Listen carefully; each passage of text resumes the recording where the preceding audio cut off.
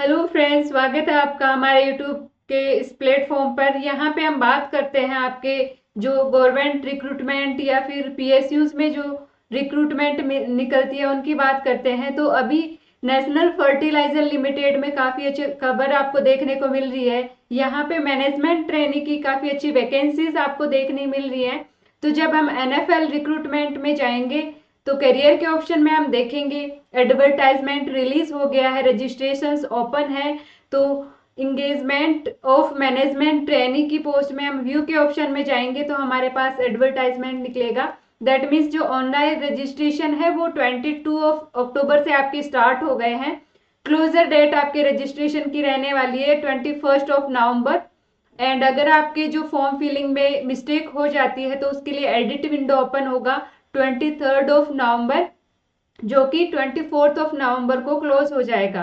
अब हम इसका डिटेल एडवर्टाइजमेंट देखते हैं।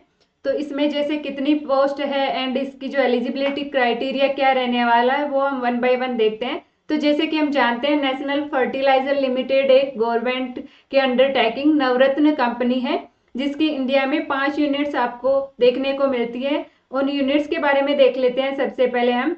तो नांगल एंड बठिंडा जो कि पंजाब की यूनिट है, 2 यूनिट आपके पास है। हरियाणा में 1 यूनिट है पानीपत में। एंड अदर जो 2 यूनिट आपके मध्य प्रदेश में देखने को मिलेंगी, विजयपुर एंड गुना डिस्ट्रिक्ट में आपको देखने को मिलेंगी। अब हम बात करते हैं मैनेजमेंट ट्रेनिंग की आपके पास। सबसे पहले इसका बेसिक पे देखते हैं। काफी अच्छा बेसिक पे रहने वाला है, 40,000 से 1,40,000 का आपका पे स्केल रहने वाला है। इसमें टोटल आपके पास वैकेंसीज 13 अवेलेबल है। एंड यहाँ की ये जो पीएसयू कंपनीज में जॉब निकलती है नवरत्न कंपनीज में, उनकी खास बात ये रहती है कि इसमें कंपटीशन कम रहता है, कम लोगों को पता रहता है इन वैकेंसीज के बारे में। तो अनरिजर्व कैटेगरी में आपके पास 6 वैकेंसी है, एससी कैटेगरी में 2 वैकेंसी है, एसटी में 1 पोस्ट आपके पास अवेलेबल है, ओबीसी में आपके 3 पोस्ट अवेलेबल है। ईडब्ल्यूएस की बात करें तो वहां पे भी आपको 1 वैकेंसी देखने को मिलेगी। अब हम बात करते हैं इसके एलिजिबिलिटी क्राइटेरिया की हम बात करते हैं। तो मैनेजमेंट ट्रेनिंग के लिए आपके पास एज लिमिट होनी चाहिए 18 ईयर मिनिमम, एंड मैक्सिमम की हम बात करें तो 27 ईयर होनी चाहिए।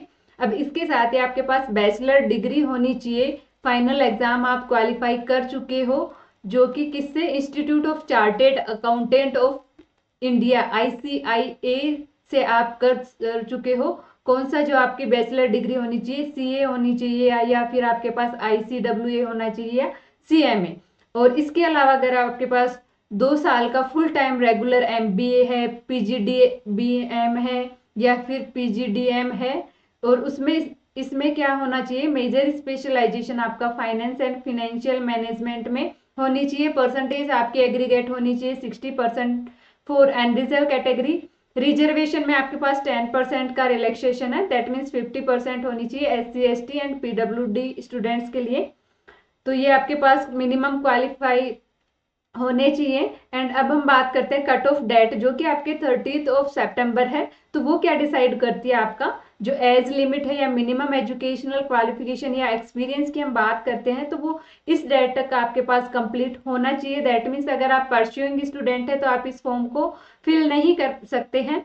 अब एजुकेशनल क्वालिफिकेशन की हम बात करते हैं, जैसे हम परसेंटेज की बात कर रहे हैं, 60% आपकी होनी चाहिए। तो इसका मतलब ये नहीं कि फाइनल ईयर में आपके पास 60% होनी चाहिए। जो आपके जो ऑल सेमेस्टर या ईयर्स की हम बात करते हैं उनका एग्रीगेट मिला के आपका 60% होना चाहिए। एंड अगर आप स्टूडेंट्स के पास में हायर टेक्निकल या प्रोफेशनल क्वालिफिकेशन है तो वो भी आपके एलिजिबिलिटी में कंसिडर किया जाएगा। आगे हम देख लेते हैं इसके बारे में।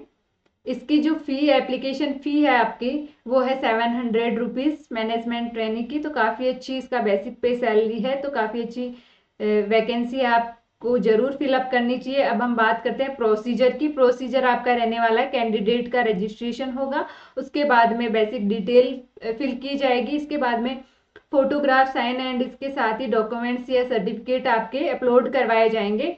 अब सर्टिफिकेट में हम बात करते हैं डेट ऑफ बर्थ की हम बात करते हैं। इसके प्रूफ के लिए आपके 10th का जो सर्टिफिकेट है वो अपलोड होगा, जो कि इसकी साइज एंड जो टाइप होगा, फाइल साइज या टाइप वो होगा PDF फॉर्मेट में आपके अपलोड होंगे। जो भी सर्टिफिकेट है वो 2 MB इसका मैक्सिमम साइज रहने वाला है। हम बात करते हैं फोटो एंड सिग्नेचर की, तो वो आपके JPG या JPG की फॉर्मेट में होंगे, उनका भी जो आपका साइज होगा वो 2 MB मैक्सिमम रहना चाहिए। अदर जो आपके सर्टिफिकेट है वो PDF फॉर्मेट में अपलोड होंगे, जैसे आधार कार्ड हो गया या फिर क्वालिफिकेशन की डिग्री सर्टिफिकेट, ये सब आपके अपलोड होंगे। अब हम बात करते हैं डॉक्यूमेंट्स जो कि आपको सेव रखने हैं, एग्जाम के बाद में आपके काम आने वाले हैं। Copy of online application form and fee receipt admit card, जो कि आपको एग्जाम डेट से कुछ दिन पहले साइट पे आपको देखने को मिलेगा, तो साइट को रेगुलर विजिट करते रहना होगा। अब सिलेक्शन प्रोसीजर की हम बात करते हैं, तो आपका जो सिलेक्शन प्रोसीजर होगा वो 2 स्टेप में होगा। फर्स्ट आपकी एक होगी ऑफलाइन OMR बेस्ड एग्जामिनेशन, उसमें जो कैंडिडेट शॉर्टलिस्ट करे जाएंगे उनका होगा आपके पर्सनल इंटरव्यू बेस्ड प्लस जो आपका OMR टेस्ट है उससे रिलेटेड। दैट मीन्स इसमें एक्सपीरियंस की हम बात करते हैं तो फ्रेशर, आप जो फ्रेशर्स है जिसके पास कुछ एक्सपीरियंस नहीं है वो भी इसको अप्लाई कर सकते हैं। तो इसमें होगा जो हमारा जो टेस्ट होगा उसका रेशियो होगा 1:5 होगा।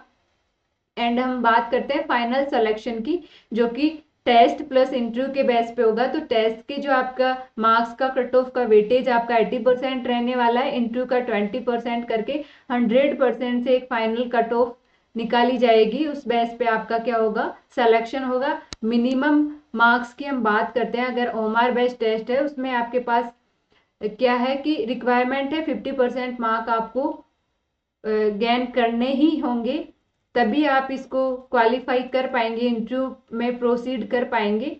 अब हम सिलेक्शन प्रोसीजर में इसमें देखते हैं, ऑफलाइन जो हमारा एग्जाम होता है वो होगा, इसका जो मीडियम होगा हिंदी एंड इंग्लिश होगा। ड्यूरेशन जो आपका एग्जाम होगा वो 2 आवर्स होगा। इसमें टोटल क्वेश्चन आपको 150 देखने को मिलेंगे। 100 क्वेश्चन आपके सब्जेक्ट कंसर्न होंगे। जो आपके 50 क्वेश्चन है वो GK, quantitative aptitude, reasoning and इसके साथ जनरल अवेयरनेस, जनरल इंग्लिश से रिलेटेड होंगे। एंड इसके साथ ही इसमें स्पेशल बात ये है कि इसमें नो नेगेटिव का आपका ये जो पेपर होता है इसमें नेगेटिव मार्किंग नहीं होती है। तो अगर आपको ये जानकारी अच्छी लगी हो तो हमारे चैनल को लाइक कीजिए, शेयर कीजिए, सब्सक्राइब कीजिए। इसी तरह आपको इसी तरह की गवर्नमेंट जॉब की इंफॉर्मेशन चाहिए तो हमारे चैनल को सब्सक्राइब कीजिए। थैंक यू, मिलते हैं नई रिक्रूटमेंट के साथ में।